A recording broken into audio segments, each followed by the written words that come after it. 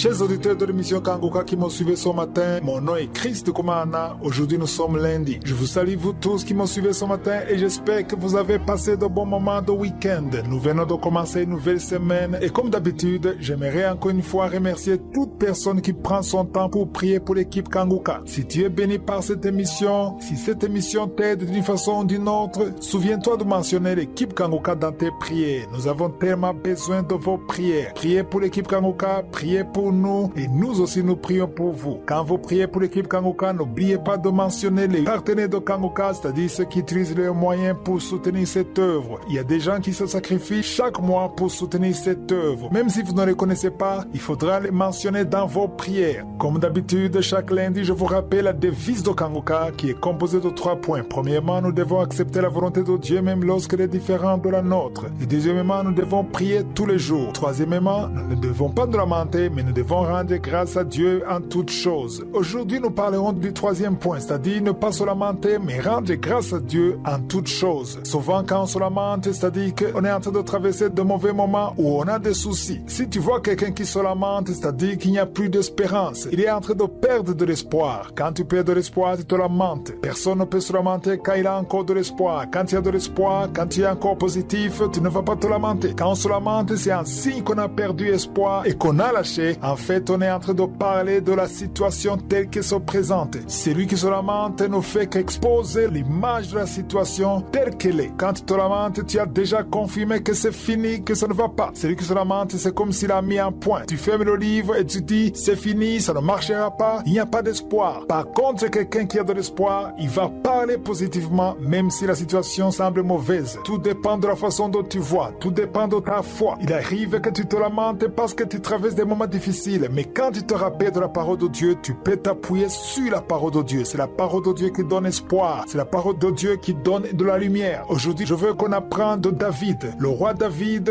était dans une situation de désespoir, mais il s'est appuyé sur l'Éternel. Certains d'entre vous connaissent l'histoire qui se trouve dans 1 Samuel chapitre 30. David était parti de la ville avec son armée et quand il est revenu à Tsiglag, il a trouvé que toute la ville était brûlée. On avait pris leurs femmes et leurs enfants. Ils étaient désespérés. Dans 1 Samuel chapitre 30, au verset 3, il est dit, David et ses gens arrivèrent à la ville et voici, elle était brûlée. Et leurs femmes et leurs fils et leurs filles étaient amenés captifs. Il était désespéré. Tout le monde se lamentait. Tout le monde pleurait. Tous ces hommes pleuraient. Ils voulaient même tuer David. La parole de Dieu dit au verset 4 qu'ils ont pleuré jusqu'à ce qu'ils n'avaient même plus la force de pleurer. Mais au verset 6, je vous demande de lire le verset 6, c'est le verset du jour. Il est dit que David fut dans une grande angoisse car le peuple parlait de le lapider. Son armée voulait le lapider, voulait le jeter des pierres. Pourquoi? Parce que tous avaient de l'amertume dans l'âme, chacun à cause de ses fils et de ses filles. Mais j'aime beaucoup la fin de ce verset qui dit « Mais David reprit courage en s'appuyant sur l'Éternel son Dieu. » Malgré que tout le monde se lamentait, peut-être que même David au début se lamentait, mais il a repris courage, il s'est appuyé sur l'Éternel son Dieu. Voilà le message d'aujourd'hui. Toi qui te lamentes, je t'invite à t'appuyer sur l'Éternel ton Dieu. Comment est-ce qu'on s'appuie sur l'Éternel son Dieu? On s'appuie sur l'Éternel son Dieu à travers la parole de Dieu. Confesse sa parole. Dis-lui qu'il est le Seigneur et qu'il est capable. Il faut confesser avec ta bouche que c'est le Dieu d'Abraham, d'Isaac, de Jacob et que tu viens à lui au nom de Jésus. Même si tu as des difficultés, même si tu ne vois pas l'issue, même si c'est grave, confesse la parole de Dieu. Dis-lui qu'il peut tracer le chemin là où il n'y a pas de chemin. Ce sont ces paroles qui vont attirer la présence angélique. Dieu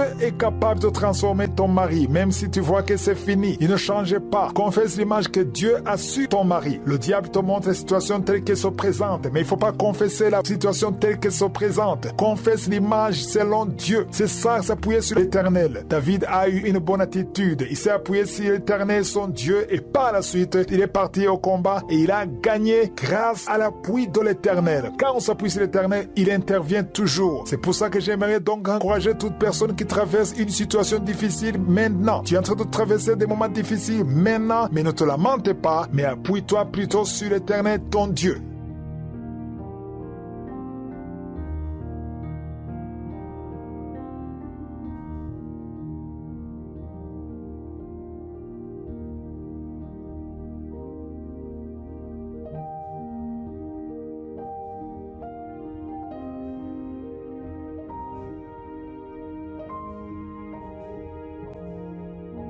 Nous arrivons maintenant au moment consacré à l'enseignement. Nous allons continuer avec le livre des Philippiens, c'est-à-dire la lettre que Paul a écrite à l'église de Philippe. Nous l'avons commencé lundi de la semaine dernière. Nous avons passé plus de temps sur le premier chapitre car il contenait beaucoup de choses. Nous avons vu comment Paul avait la joie et comment il demandait aux gens de se réjouir. C'est très étonnant de voir quelqu'un qui était en prison et qui demande aux autres qui sont libres de se réjouir. Mais la joie dont Paul parle ici, ce n'est pas une joie émotionnelle. Il parle de la joie dans le Seigneur. C'est pour ça qu'il dit « Réjouissez-vous dans le Seigneur ». Et on voit que Paul ne se lamente pas du tout. Il n'y a nulle part où il parle de ses problèmes. Il ne trouve pas sa situation comme injuste. Au contraire, c'est lui qui encourage les autres. Dans le deuxième chapitre, c'est-à-dire Philippiens chapitre 2, Paul insiste beaucoup sur l'union. Il parle de l'unité. Au premier verset, il parle de l'union d'esprit. S'il y a quelque union d'esprit, il parle de l'union d'esprit au premier verset. Au verset 2, il dit « Ayez un même sentiment, un même amour, une même âme, une même pensée. » C'est ça la perfection. C'est ça l'image que Dieu a sur l'Église. Au verset 3, il dit « Ne faites rien par esprit de parti ou par vaine gloire, mais que l'humilité vous fasse regarder les autres comme étant au-dessus de vous-même. » Comment est-ce que tu peux voir les autres comme étant au-dessus de toi? C'est quand tu reconnais que l'autre a un don que toi tu n'as pas. Chaque personne a quelque chose que toi tu n'as pas. Paul insistait beaucoup sur l'unité. Il voulait vraiment l'unité dans l'Église. C'est quelque chose qui manque aujourd'hui dans l'Église. Parce qu'au verset 4, il dit qu'au lieu de considérer ses propres intérêts, considère aussi ceux des autres. Aujourd'hui, l'Église est divisée. C'est le diable qui divise l'Église. Et c'est le message qu'on devait retenir. Il faut qu'il y ait l'unité. Jésus a beaucoup insisté sur l'unité. Il a dit à ses disciples, je vous donne un nouveau commandement. Souvenez-vous de ce qu'il a dit dans Jean 13, verset 34 à 35. Il a dit, je vous donne un nouveau commandement. Aimez-vous les uns les autres, car à ceci tous connaîtront que vous êtes mes disciples. En d'autres mots, Jésus a dit, aimez-vous les uns les autres, soyez unis, prenez soin les uns des autres, et tout le monde connaîtra que vous m'appartenez. Aujourd'hui, dans l'église, il se passe des choses terribles. Si vous suivez les informations, dans certaines églises, par exemple en Angleterre, on arrive même à bénir des couples ayant le même sexe. Un homme qui se marie avec un homme et ils sont bénis